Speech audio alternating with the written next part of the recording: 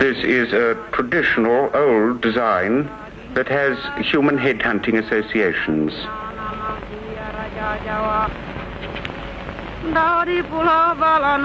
Nowadays, as you can see, new designs are creeping in.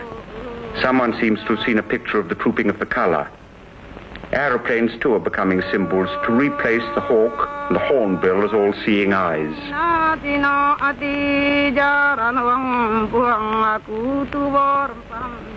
The favorite Dayak sport is cockfighting. Here the boys are only letting them spar.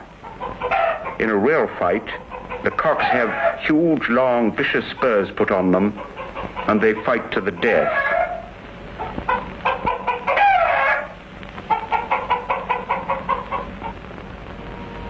Being masculine and beautiful is very important amongst the Dayaks, especially the men.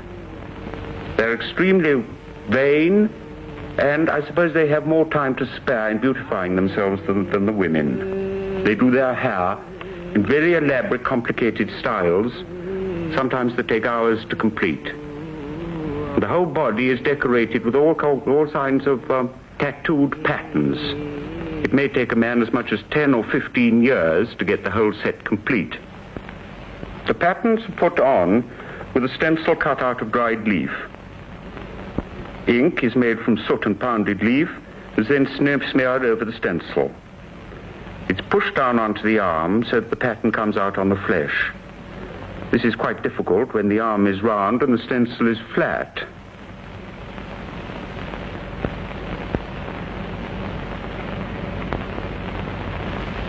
The parts of the pattern that fail to come out clearly are touched up with a small brush.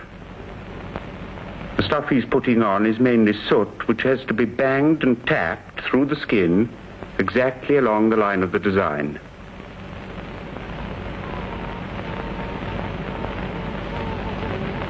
Now the tattooer is tapping over the whole pattern with a thorn needle dipped into ink. He's tapping just strongly enough to break the skin and allow the ink to penetrate.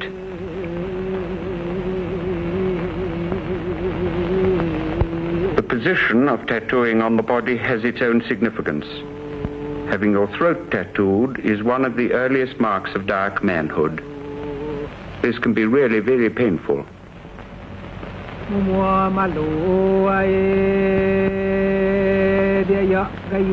In this case, the stencil can't be fitted onto the throat, and the pattern has to be drawn by hand.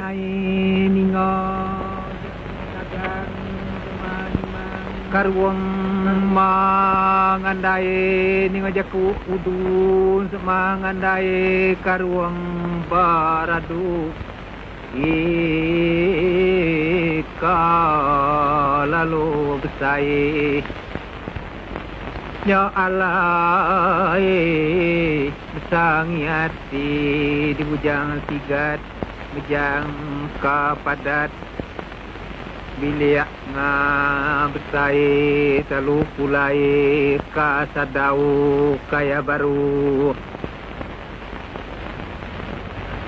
There are literally dozens of old traditional designs a Dayak man can choose from. Although it may not look like it, they're all derived from animals or plants.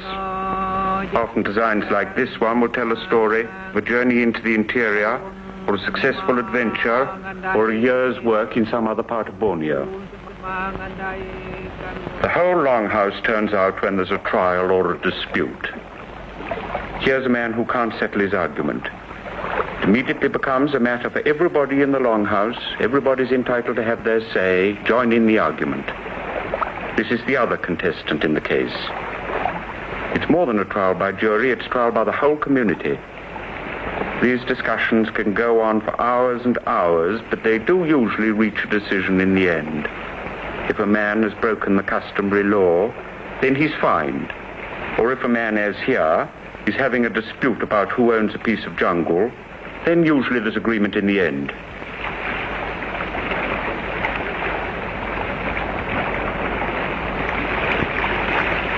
But if they can't reach agreement, then the old traditional method was to hold a trial by water.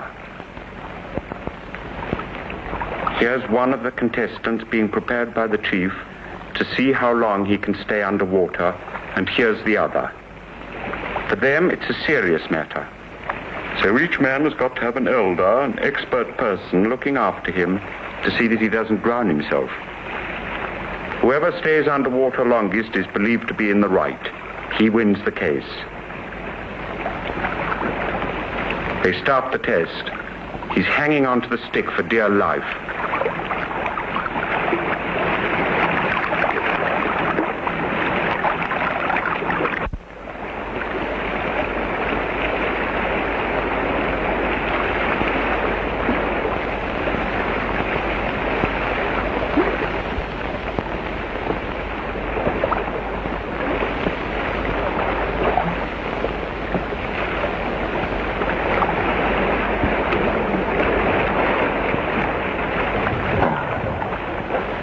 Now this man has stayed underwater for so long that his friends have to drag him out of the water, lug him onto the beach to try to revive him.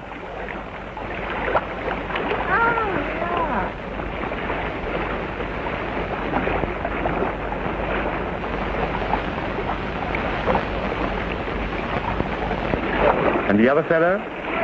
He's all right, he's the winner. He's proved his case.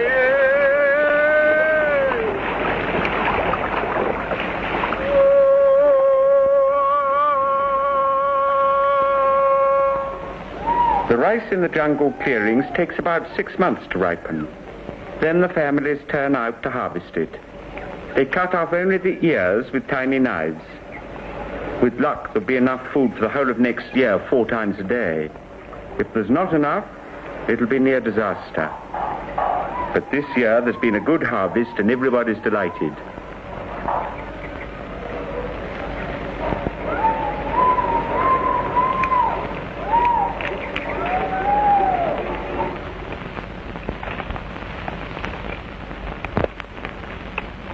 The rice is carried in these big baskets, which carry about 80 pounds, to be stored in rice huts and taken out when it's needed in the longhouse. The entrance to the rice hut is guarded by a scarecrow, just as much to keep away the evil spirits as to keep away rats and birds. The rice harvest is followed by a great festival and religious ceremony. This year, the sacred hornbill has been made part of the ceremony because the chieftain had a dream ordering him to do so. The hornbill is hoisted to the top of a high post. In the old days, this was only done to welcome returning headhunters. To the Dayaks, the hornbill represents strength and power. It's the biggest and loudest bird in the jungle. They regard it as their own ancestor, Burang Kenyalang, who started the Dayak race about 28 generations ago.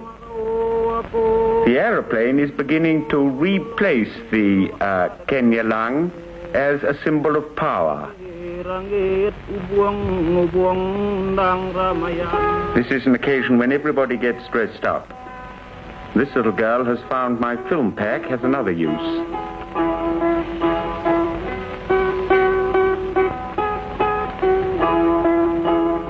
This is a chance for the women to beautify themselves as elaborately as their menfolk.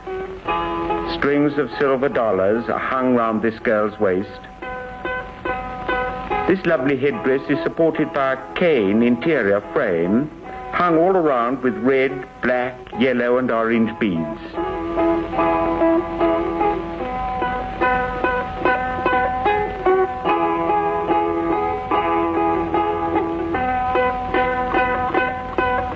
These bangles are made of silver.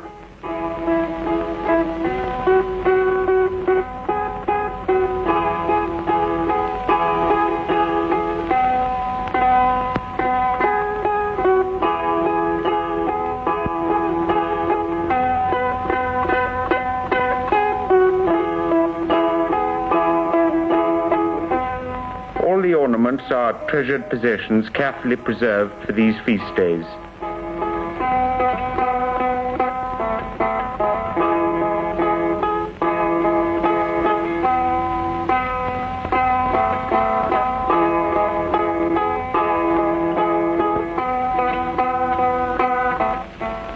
When everybody's ready, they go down to welcome the guests coming in from other longhouses.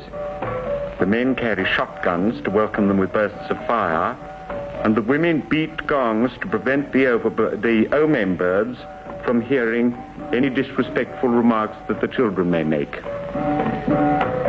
The guests are on their way. And they bring with them, of course, their fighting cocks. It may take several days of traveling along a river like this for neighbors to arrive at the scene of the party.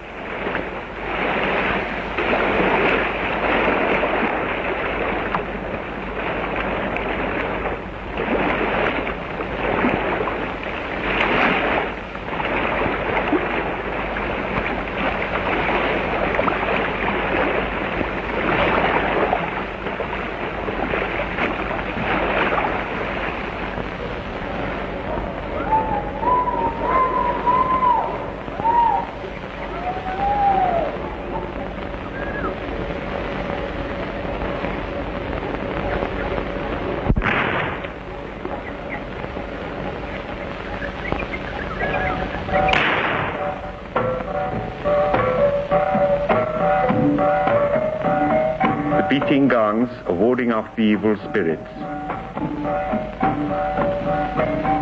The celebrations begin with the elders moving slowly round the longhouse veranda. They chant supplications to the spirits of the great hornbill and the sacred paddy. Again, noise is important in attracting the good spirits and driving away the unwelcome ones.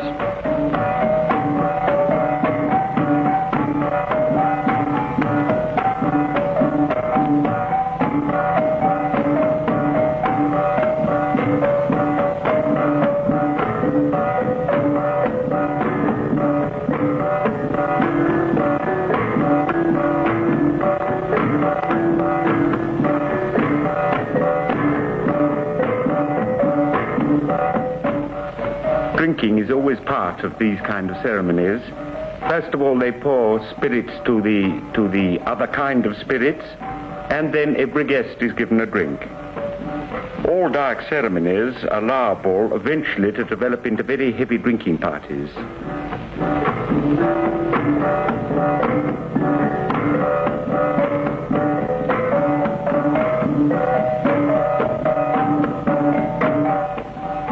There are moments of gaiety and moments of seriousness.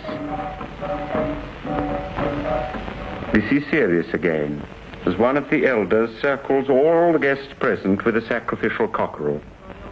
Again, it's to propitiate the spirits. Eggs, rice, a little drink are put out as offerings, and the old man gives thanks for the good harvest and prays for the same again next year.